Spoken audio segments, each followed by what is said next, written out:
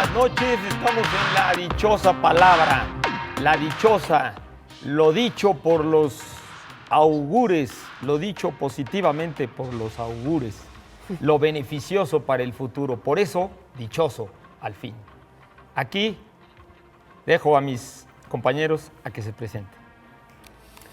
Mañana, 27 de octubre, se cumplen más bien 81 años del nacimiento de la escritora estadounidense Sylvia Plath. Sylvia Plath hacía ensayos, hacía literatura de ficción, literatura infantil, pero sobre todo fue conocida por su poesía. De hecho, fue la primera mujer poeta en ganar el premio Pulitzer en poesía de forma póstuma. Y esto fue gracias a que su marido, Ted Hughes, se dedicó a editar y a publicar toda su poesía, su obra completa, después de haberse suicidado ella en su casa de Londres, donde años antes había vivido otro escritor, Yeats. Estaba bastante atormentada y, entre otras cosas, le atormentaban las infidelidades de su marido. Dicen que cada vez que descubría una, lo que hacía era agarrar un manuscrito de él, que también era escritor, y lo quemaba en la chimenea. ¿Quién sabe cuánta literatura no hemos perdido por culpa de los ojos pícaros de ese señor?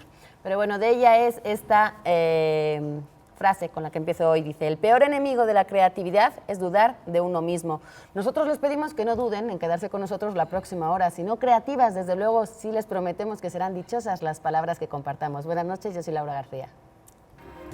En 1948, George Gamow y su avanzado alumno Ralph Alpher estaban a punto de publicar un trabajo científico muy importante que todavía se reconoce hoy como muy importante, acerca del origen de los elementos químicos que se habrían formado en los instantes que sucedieron a la creación del universo, al menos el hidrógeno y el helio. El hecho es que Gamow pensó que era apropiado que el trabajo no viniera firmado únicamente por Alpher y Gamow, así es que le habló a un físico amigo suyo y le pidió permiso para incluirlo como autor de este trabajo. El físico se apellidaba Bethe, Hans Bethe, y accedió de mil amores. Así es que este trabajo importantísimo sobre lo que ocurrió en los primeros instantes del universo salió firmado por Alpher, Bethe y Gamow. Recuerden ustedes que las primeras letras del alfabeto griego son precisamente alfa, beta, gamma. Cuento esto porque, primero, porque es muy simpático, y segundo, porque me parece un gran homenaje de grandes físicos contemporáneos a una de las herramientas más revolucionarias en la larguísima aventura del ser humano en esta tierra, el alfabeto. Buenas noches, soy Pablo Bobiosa. Si las voces de mando los mandaron deliberadamente hacia el abismo, si humedeció sus áridos cadáveres el llanto encubridor de los hisopos, si su sangre de jóvenes, su sangre fue tan solo el guarismo de un contrato, si las brujas cabalgan en sus huesos, enterrar y callar, enterrar y gritar. Parte de un poema de Miguel Otero Silva, que nació un día como hoy, pero de 1908, un gran escritor venezolano que no sé si se siga reeditando. Magnífico escritor de novelas y de poemas. Yo soy Eduardo Casar y les doy la bienvenida a La Dichosa Palabra.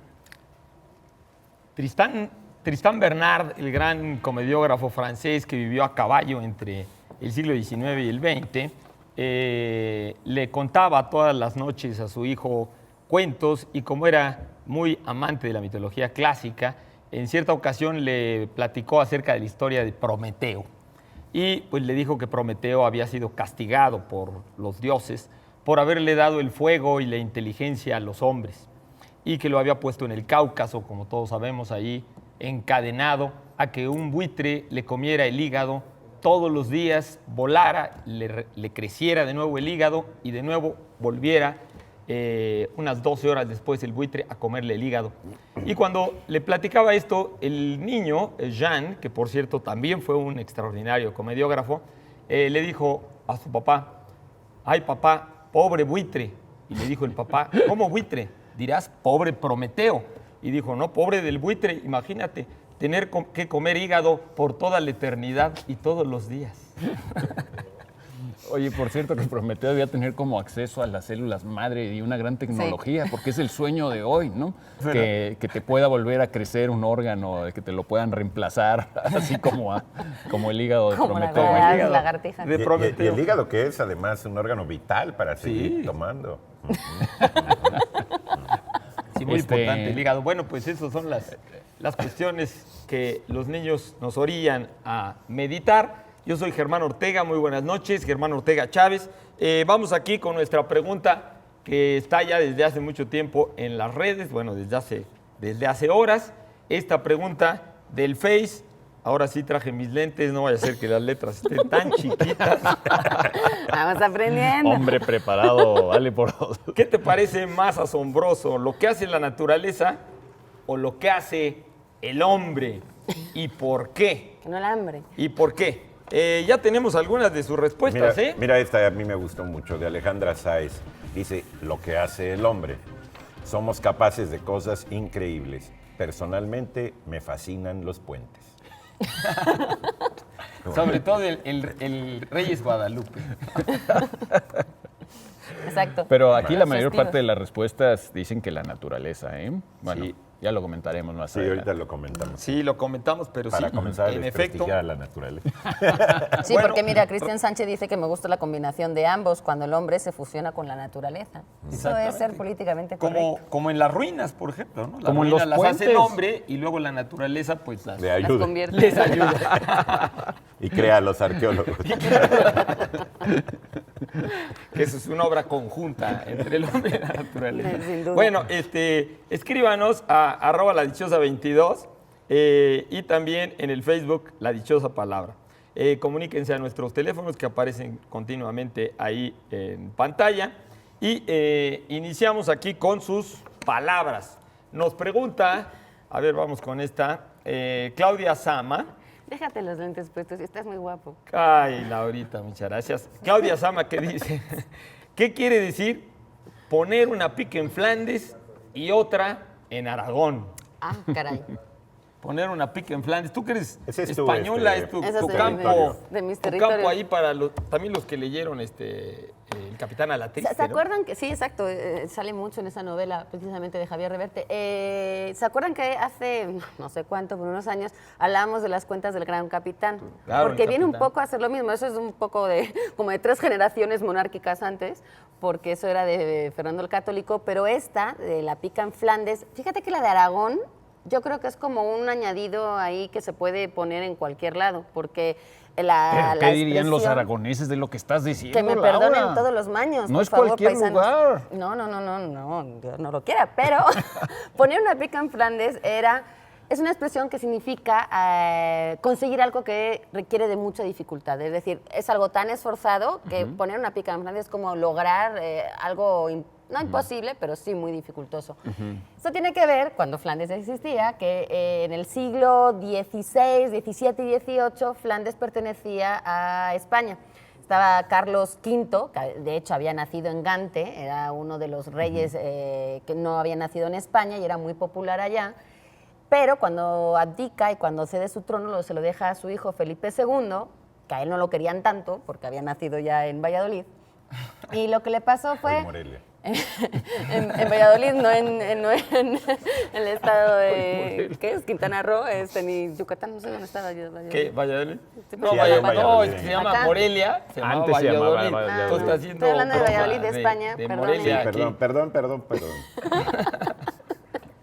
Total, que estaban dándose golpes por todas partes, estaban enemistados con Francia, con Turquía, con Portugal, con Inglaterra, era el siglo XVI y XVII. Bueno, más bien todo el mundo le tenía como miedo y envidia al poder de Carlos V, ¿no? Porque Más había bien. acaparado tanto que pues más bien todo el mundo tenía Es que miedo era- de que hubiera tenido él solo pues, el imperio, el sí, reino, habían llegado hasta América, Filipinas Filipinas y y Sacro toda la Imperio, cosa. más de la mitad de Italia. Todo. Entonces, como estaban teniendo muchos gastos por todas estas guerras, empezaron a subir los impuestos. Y en Flandes, que eran una comarca que había en el norte de Europa, eran 17 provincias, donde son ahora pues Bélgica, Luxemburgo, Países Bajos, etcétera. se quejaron y se sublevaron en 1566, liderados por Guillermo d'Orange. Por los si- impuestos Si que no les me ponen. equivoco. Y por el protestantismo. Era una zona muy de protestantismo y habían impuesto la religión católica. Entonces, bueno, estaban como muy en desacuerdo. Y entonces, para llegar allá con los ejércitos, para lograr controlar estas sublevaciones, no podían pasar ni por Francia, ni por Inglaterra, ni por el mar, ni por el Canal de la Mancha. No había manera de llegar hasta allá y entonces lo que hacían era ir hasta Valencia o hasta Barcelona, pasar a Sicilia, Nápoles, subir toda Italia, los Alpes, Suiza y ya llegaban hasta sí, Flandes. no iban por mar. Por eso No, porque decía, ahí poner estaba una la pica en Armada Flandes. Invencible, Y no los perdió, dejaban pasar. perdió porque contra los británicos ingleses. Sí. Los turcos estaban también en la Entonces, batalla de realmente Lepanto. llegar Era a muy su latoso. propio territorio era una lata. Era una lata y tardaban creo que 40 días y cargando todo ese Sí, material sí, bélico, olvídalo. pues me imagino que era un problema. Una pica era esta lanza que tenía como 2 metros de largo con la punta de hierro y que pues era un armamento muy usual, sobre todo en los que tenían la primera línea de la batalla, ¿no? batalla, Los sí. soldados Los que que estaban en la enfrentaban. primera línea. Entonces, por metonimia se le llamaba así al soldado, eran picas de los tercios, que también eran las Los infanterías tercios de del siglo XVI y XVII. Entonces, poner una pica en Flandes era lograr que un soldado llegara para combatir en Flandes, tal cual.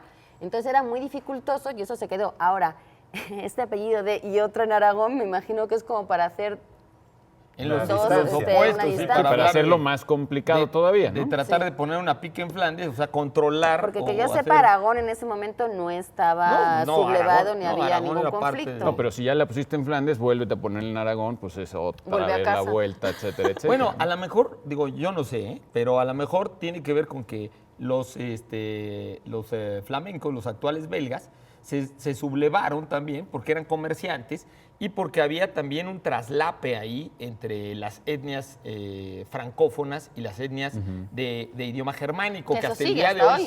sigue estando. Entonces, por Claro. eso era un territorio muy conflictivo. Y además eran comerciantes. Entonces, el aspecto comerciante y el control que quería imponer España hacía que estos habituales desde la Edad Media comerciantes, Pues se quejaran, pues se obviamente. quejaban de las extracciones que consideraban ilegales y que era un país muy chico. Entonces, probablemente lo de Aragón es Eran porque los aragoneses 17. también eran comerciantes y en los dos gobiernos de Carlos V y de Felipe II y de Felipe III también hubo algunas sublevaciones entre los catalanes que yo no sé por qué, pero eran un poco medio rebeldones con el centralismo español. Hoy no voy a hablar de eso. Qué raro. Bueno, vamos Oye, a... como en esa famosa canción de rock que sonaba cuando yo era un muchacho, que en donde se hablaba en el manuscrito original, en la letra original de la canción, ya después la modificaron, de los polvos pica pica que ocurrían en Flandes, Flandes y en Aragón, Aragón. Bueno, Por fíjate que a lo hablando mejor como lo de los hombres Aragón jeje. y Flandes, ¿no? Bueno, nuestra dichosa palabra del día de hoy. Acróbata, funámbulo, volatinero, trapecista o equilibrista que realiza saltos y piruetas, por lo general en espectáculos al aire libre. Palabra de origen italiano. Para los que contesten correctamente, Laura. Tenemos de Editorial Sexto Piso y su maravillosa colección infantil, Los ojos de Lía, de Yuri Herrera, que es un escritor que ha colaborado en diferentes medios, no solamente de México, sino también en el extranjero. En el país yo le he conocido alguna. Y con ilustraciones de Patricia Beteo, que también ha tenido exposiciones internacionales. Y es la visión sobre la violencia, la situación actual, cómo afecta a los niños, un poco cómo combatirla y sobre todo pues las consecuencias de todo lo que estamos expuestos y vemos en noticias, periódicos, lo que se comenta. Lía, bueno, pues se ve envuelta en uno de estos conflictos violentos. Y este maravilloso elogio de la cultura libre de Gabriel Said, Dinero para la Cultura, un libro que nos va a invitar a pensar y a reflexionar mucho acerca de pues, un tema que siempre está en la grilla de las personas que hacemos la cultura, de dónde deben venir el financiamiento para la cultura. Un libro muy inteligente y muy recomendable. Dinero para la Cultura, por cortesía de Editorial Debate. No es cierto, por cortesía del Péndulo. Muy buena librería también. Y tenemos también una serie de artículos de Eusebio Rubalcaba, muy eruditos, muy inteligentes, muy bien escritos, básicamente sobre música, Elogio del demonio, cortesía de Lectorum. Pues el demonio es un tiempo también que nos come. Vamos a un corte.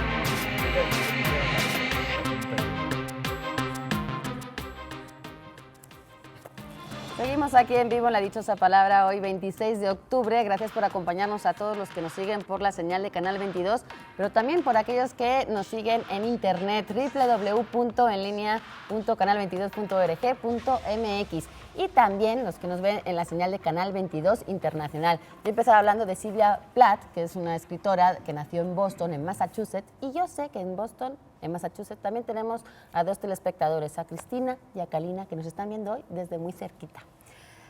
Arcadio o Adelaido, ahora soy yo la que necesita tus... Calvo, de Poza Rica, en Veracruz, nos pide hablar sobre el origen del azúcar y quién la refinó. Que ya se la ¿Quién la refinó? ¿Ya se refinaron? Ya se la refinaron. Ya se la refinaron. Bueno, el Que azúcar. no estaba bruta. Pues el ahora azúcar con la no es un- reforma fiscal a lo mejor se le están refinando, ¿no? Y el origen Bueno. pues, es la ¿Pero química, qué? la química orgánica. Digamos que en cuanto a la palabra azúcar, comencemos un poco por nuestros asuntos más directos. Es una palabra muy común en muchos idiomas, está prácticamente en la misma forma o se parece mucho en los distintos idiomas la palabra azúcar. La peculiaridad en español y en portugués es que la traemos del árabe y nos trajimos casi completo el artículo determinado árabe al, entonces le ponemos esa A al principio, pero en francés pues es sucre, en inglés es sugar. En muchos idiomas está, los griegos tenían esta Zúcaro, palabra. zúcaro. Y al parecer llega al español, dicen que del árabe, muy notoriamente por esto del artículo, del árabe venía del persa venía todavía más atrás, de la India, del sánscrito, y dicen que todavía más atrás. En cuanto a quién la refinó o la historia de cómo... ¿Qué es nombre y apellido? ¿Quién fue?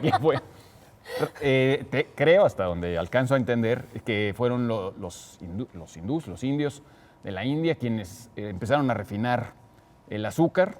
Germán, a lo mejor me corriges, pero creo que es difícil datar muchas cosas en la antigua India porque no usaban una cronología como la nuestra, tenían otra idea del tiempo no lineal. Y entonces, sabemos, hay algunos testimonios que dicen que las tropas de Alejandro el Magno, cuando llegaron a la India, que justamente donde se echaron para atrás, que ya sus tropas se le rebelaron, vieron que había gente que tenía azúcar ya en cristalitos, en granos. Entonces, podemos suponer que fueron los hindús los que empezaron a refinar de alguna manera el azúcar de la caña. Pero realmente es hasta el siglo XVIII cuando empieza ya a refinarse de forma moderna y empieza a consumirse en cantidades enormes el azúcar, al grado que en el siglo XIX ya era un artículo de primera necesidad. Y hoy en México, aunque le estemos queriendo poner impuestos al azúcar, pues hace nada, le estábamos Las subsidiando. gomitas. Entonces, es una cosa que se creo muchísimo en todo el mundo, ¿no? Bueno, de hecho, Y aquí llegaron México la caña es el no es... sexto productor del mundo, y creo... Yo creo que importamos porque consumimos como nadie, o sea, como somos bien de los que dulces. más consume azúcar. Creo que tenemos un consumo de cerca de más de 200 Creo que los gramos 15 diarios. primeros productores de azúcar abarcan el 85% de la producción y del consumo global. O sea, que no está tan repartido en realidad Sí. todo esto. A nosotros nos parece que es un producto muy normal, pero Ahora, está Y tiene concentrado. una enorme importancia también, digamos, en la conformación étnica de muchos lugares de América, porque el azúcar requería enorme cantidad de trabajo, de mano de obra barata, y pues siguieron trayendo gentes de África para explotar el azúcar enormemente. Era muy Y también importante hay para azúcar ese cultivo, ¿no? de remolacha, pues. ¿Cómo no? Claro. Que también se comienza a hacer como en el 18.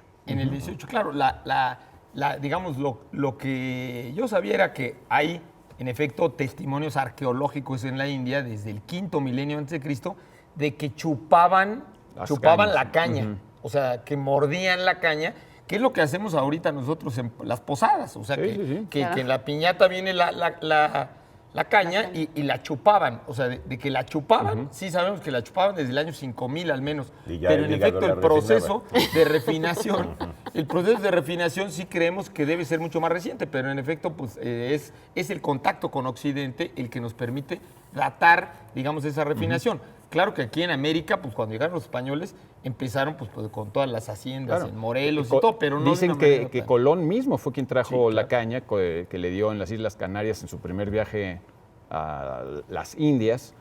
Su amante, una señora Beatriz Bobadilla y Osorio, en las Islas Canarias, le dio unas cañas, en vez de darle unas flores para que se acordara de ella, le dio unas cañas para que se acordara de ella. Las flores se marchitan en el mar, parece. Y Colón fue el que trajo la caña a América. Sí, que en Santo Domingo la empezaron. Es la culpable. Por eso hay tan buenos rones en el Caribe. Exacto, por la tradición. El apunte gramatical es decir que es un sustantivo ambiguo, es decir, es sustantivo masculino y femenino. Entonces se puede decir el azúcar o la azúcar. Y no vendrá justamente de que nos trajimos el artículo desde los árabes, entonces ahí viene toda la confusión de que ya no sabemos, porque a veces es el azúcar, a veces la azúcar. La azúcar. A veces refinada decimos y moreno, o sea, sí, se dice el azúcar moreno. O el azúcar morena, ¿no? O sea, podemos combinarlo de cualquier manera, no sé si sea válido. Yo creo que por eso la gente luego cuando pero está en un restaurante se pone nerviosa, entonces nada más dice azúcar.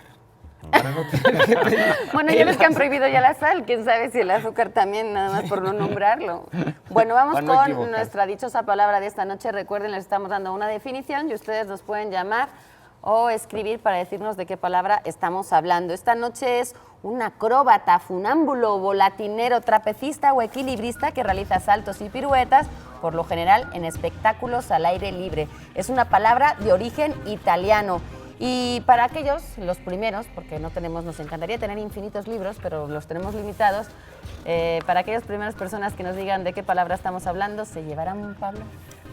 Una novela o varios ejemplares de la novela de Pedro Ángel Palau, la amante, estaba confundido con el azúcar, la amante del gueto, muy interesante porque habla de la inmediata posguerra en París y bueno, no se las voy a contar, pero muy interesante, muy buena novela de Pedro Ángel Palau por cortesía de Planeta. Y también tenemos Siglos de Oro de la poesía española, varios autores, algunos adaptados, es decir, tiene algunas modificaciones, de Margarita Pinto por Editorial Trillas, un libro de carácter didáctico y por eso la adaptación. Y del genial bardo de Bonn, o quien sea que esté atrás de estas obras, El Mercader de Venecia, una cortesía de la Biblioteca Shakespeare de Alianza Editorial. Y aquí seguimos con más de sus preguntas porque también nos hacen llegar bastantes a través de los teléfonos y de los correos y del Twitter y del Facebook. Que recuerden que están abiertos para seguir dándonos esa respuesta. ¿Qué te parece más asombroso, lo que hace la naturaleza o lo que hace el hombre? Y si nos pueden decir por qué lo dicen, pues mejor. Llegaron más. Sí, Marcos Lira, lo que hace la naturaleza son milagros. Ana Silva me dice, me quedo con lo que hace la naturaleza. Muchos nos dicen que no podemos separar al hombre de la naturaleza, que el hombre es naturaleza, que el cerebro humano lo construyó la naturaleza. Bueno, pues sí, desde luego, pero de cualquier forma en el uso común más o menos entendemos que son cosas distintas lo que hace una planta que lo que hace una persona, ¿no? Sí, por ejemplo, Carlos Vargas dice, lo que en la naturaleza hace es maravilloso, una de sus creaciones más completas es el hombre. Muchas gracias por esa opinión. Mira, hablando un poco de esa diferenciación y ese delgado, vamos a ver esta. Yo sé quién la va a responder. Alejandro Guevara dice, o nos pide que hablemos de la diferencia entre alma y espíritu. Alma y espíritu. Esa es muy buena porque sí se confunden.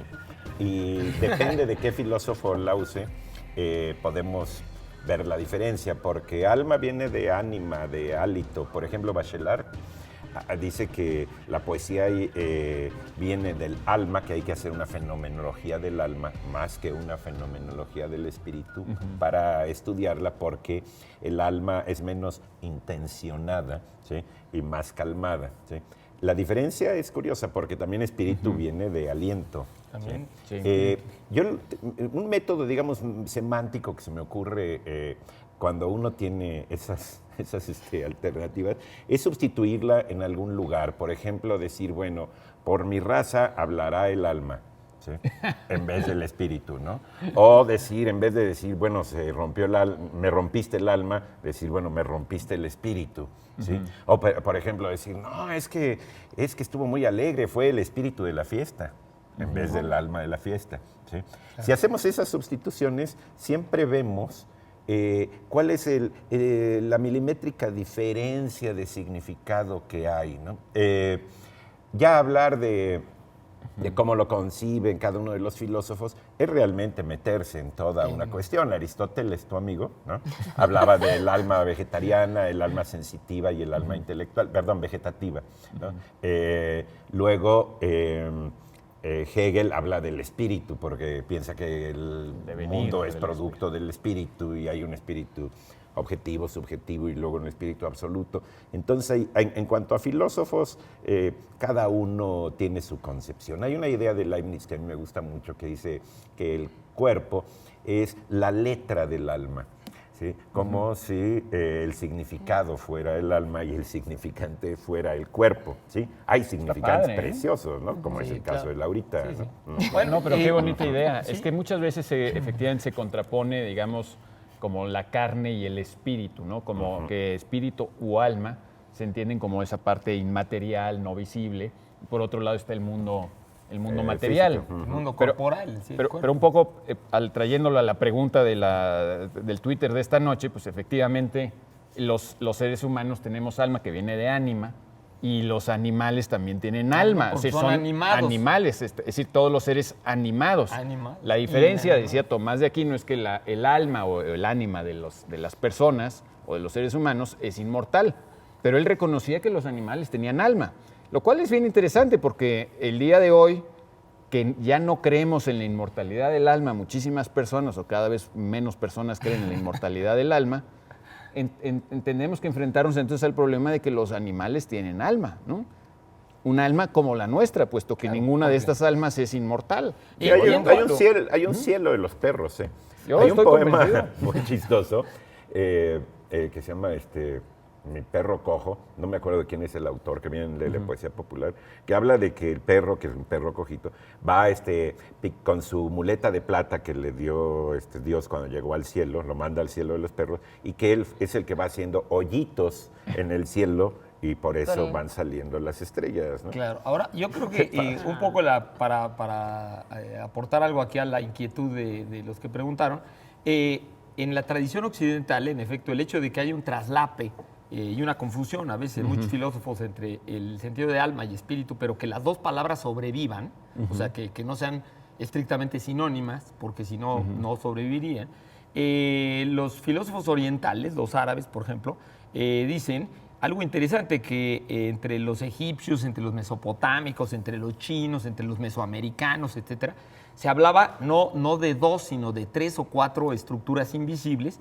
Y sobre todo la diferencia, según algunos analistas como Henry Corbin y todo el pensamiento oriental, lo que dicen es que realmente nuestra tradición del espíritu se referiría a lo que en Oriente, por ejemplo en el budismo, ¿no? Muy claramente se refiere a estructuras superiores a la razón, o sea, estructuras de ser superiores a la razón, y que el alma, en cambio, está más pegada con el cuerpo, y que por eso es más difícil decir esto. El espíritu es como más colectivo, en general el uso entre los filósofos occidentales, aunque como dices tú, pues es muy difícil ver la frontera.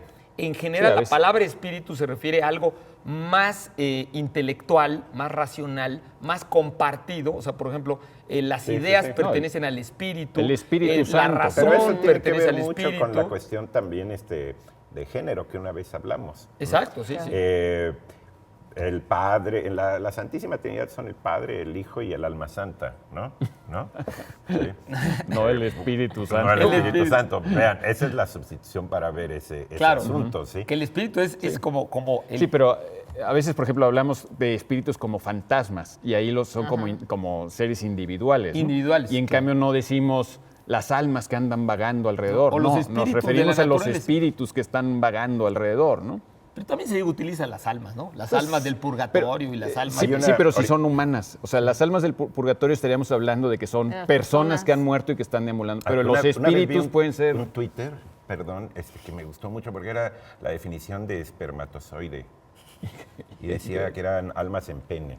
Sí, lo cual era bastante interesante, ¿no? Hablando de personitas. El tiempo Con se nos este viene apunte encima. anatómico, quizá ya que ellos lo saben. Hablando de Laurita, esta noche hay que retrasar 1 hora el reloj. alma. Nos vamos, ahora regresamos.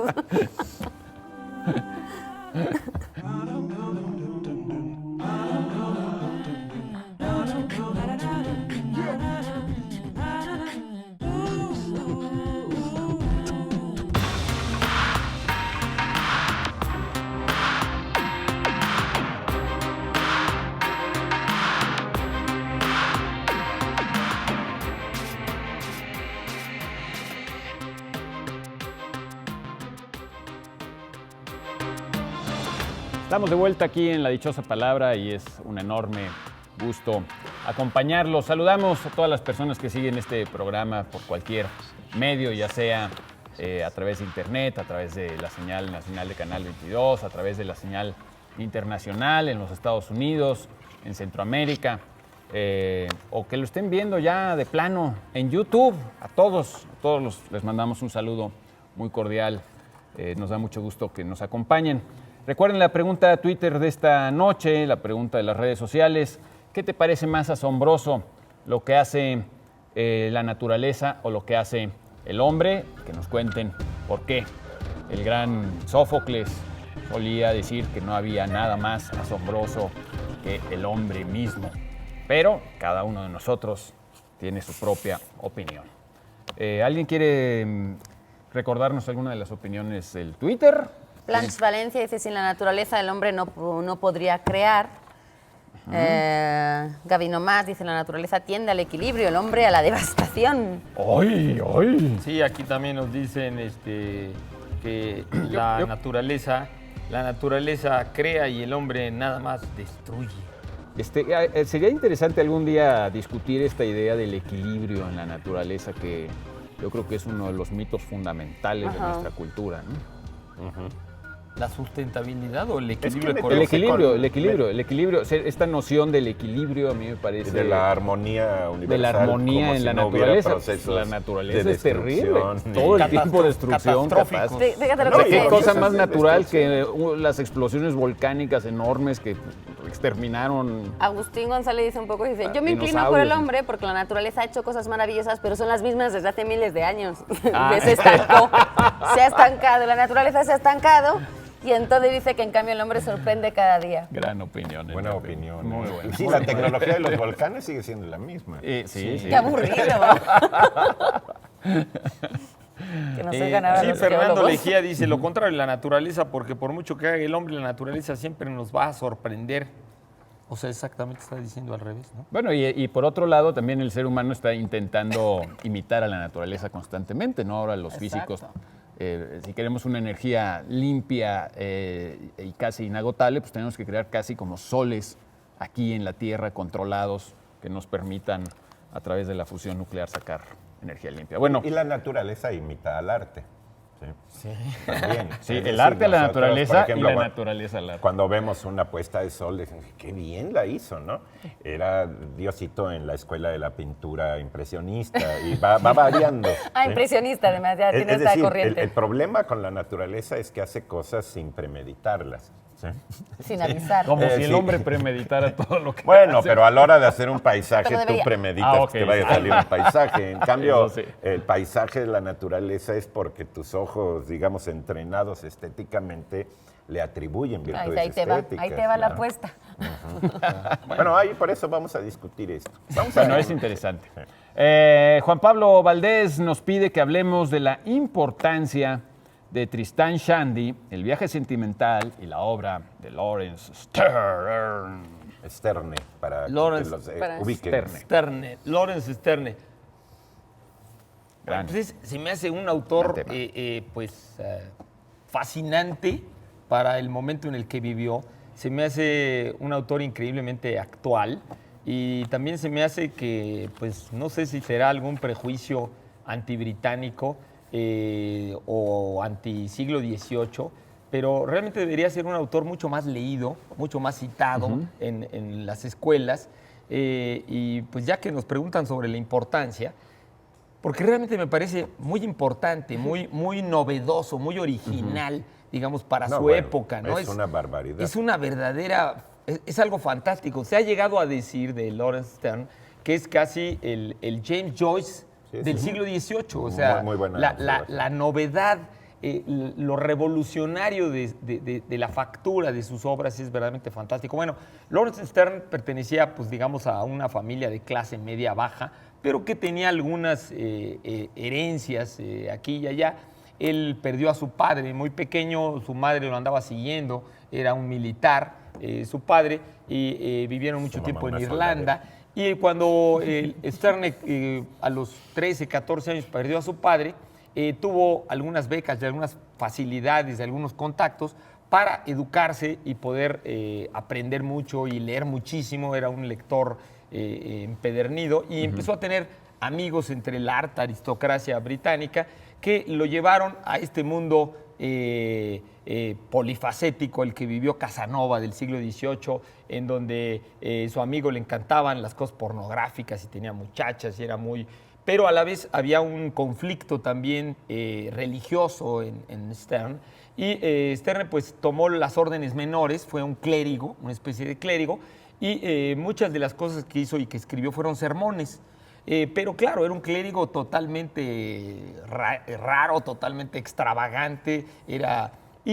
Bueno, el chiste es que Lawrence Stern escribió varias obras, escribió cartas y todo, pero escribió dos obras fundamentales que son las que nos preguntan aquí.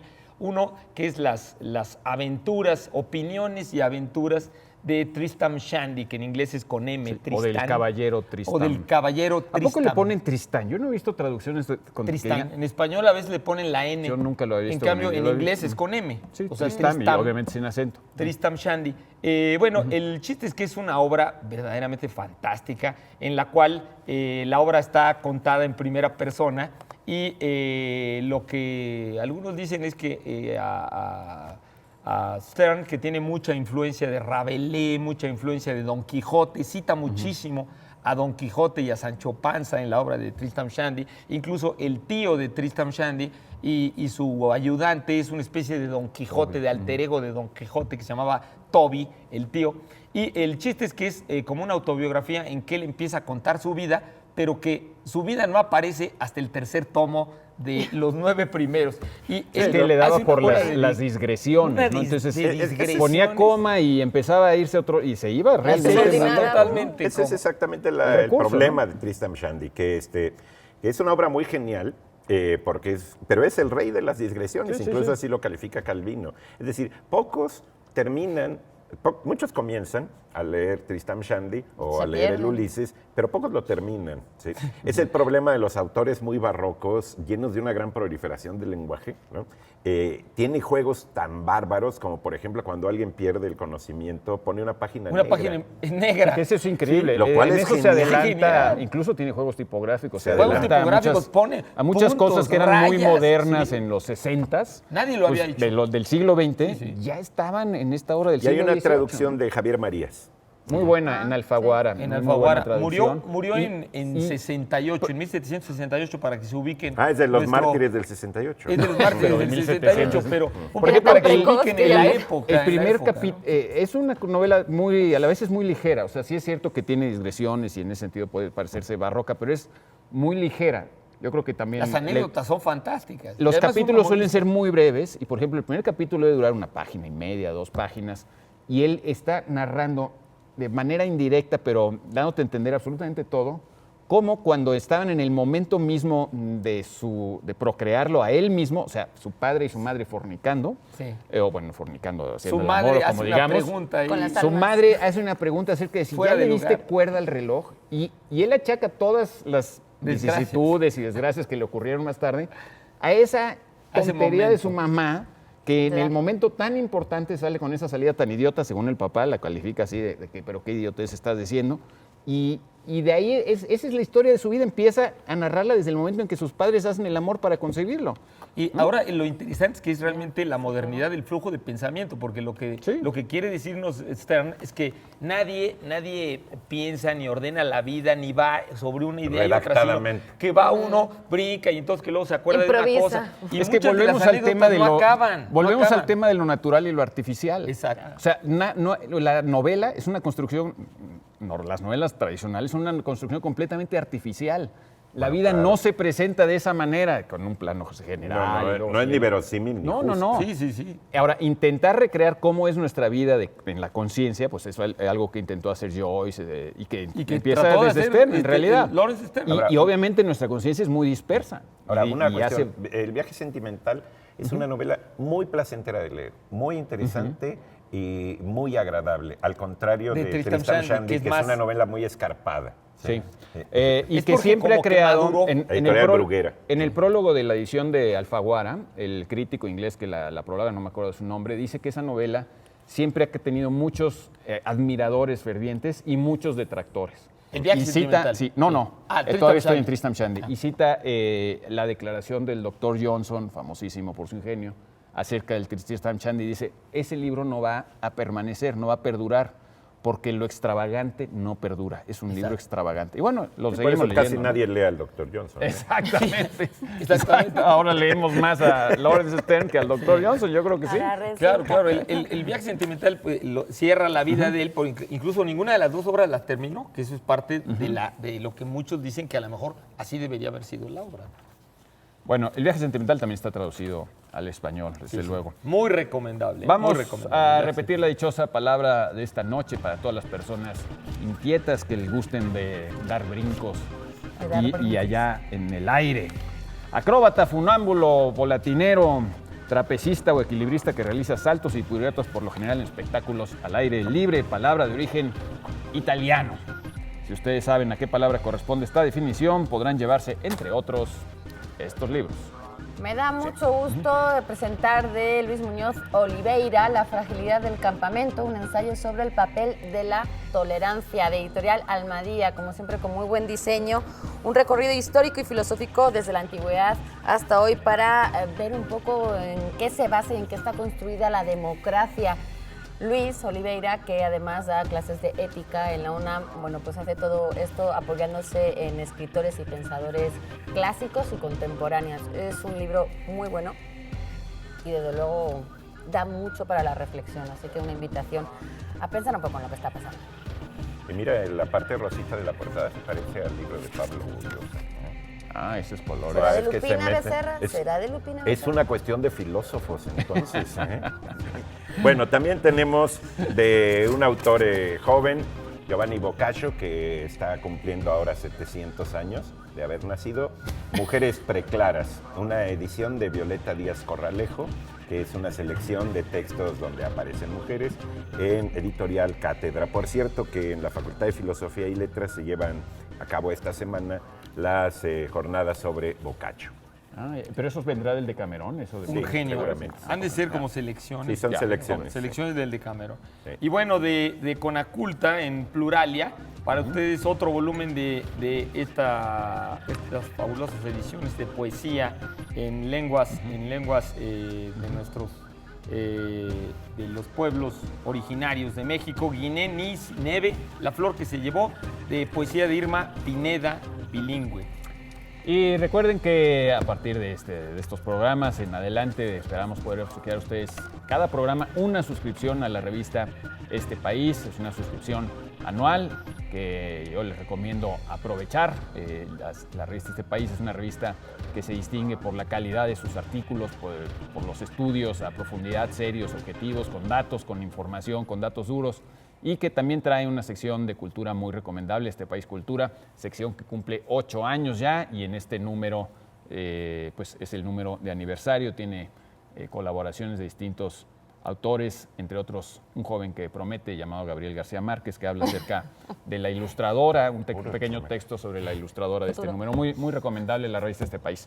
Vamos a hacer una pausa y regresamos con más digresiones aquí a la dichosa... ¿Naturales o humanas? aquí a la dichosa palabra con toda naturalidad. Bueno, pues naturalmente.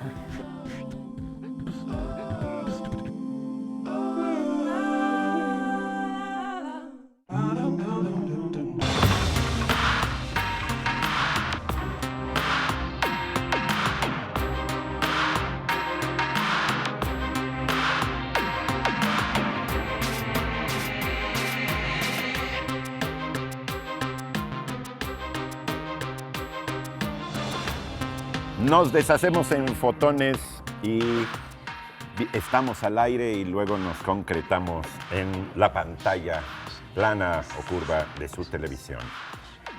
Uriel Maceto nos pide comentar sobre la palabra bohemia. ¿Quién mejor que una bohemia para responder esto? A ver, ¿qué tal?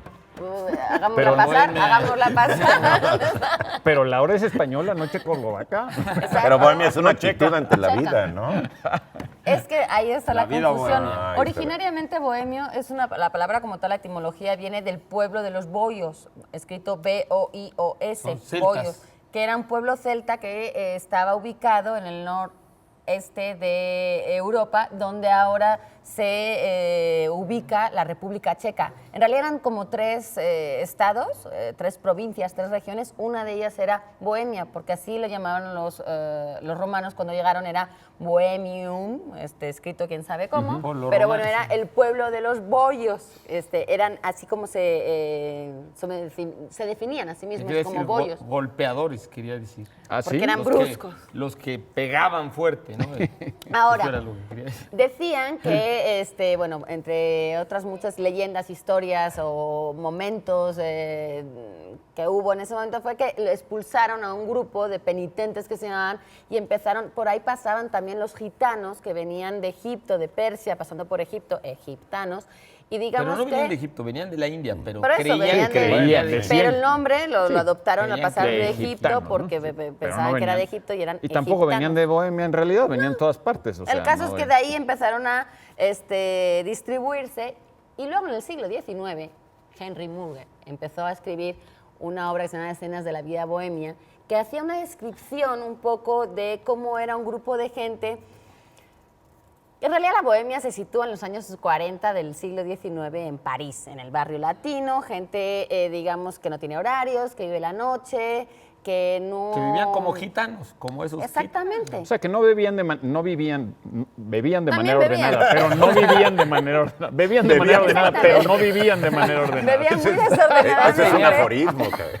Y luego no se le reconstruía el hígado como le pasó Como Prometeo. Como a Prometeo. al Sí, principio. sí, sí. Bueno, el caso es que se empezó a relacionar a estas personas de la vida un poco menos convencional, por así decirlo. Exacto. No tienen un trabajo fijo, solían ser artistas, muchos de ellos. Aunque Murger lo que hace es hacer una diferenciación de una bohemia, una es aficionada, que es como estos burgueses rebeldes que entonces utilizan la bohemia como para, ahora sí que deschongarse un rato, pero es una aficionada, porque no son bohemios como del tal. romanticismo. No, era pues un es fenómeno como romántico. Como los Exacto. que ahorita... Son hippies. Los que van ahora en la... No, más que yo diría que son ahora los que van como a la Condesa, esos serían los bohemios de hoy, ¿no?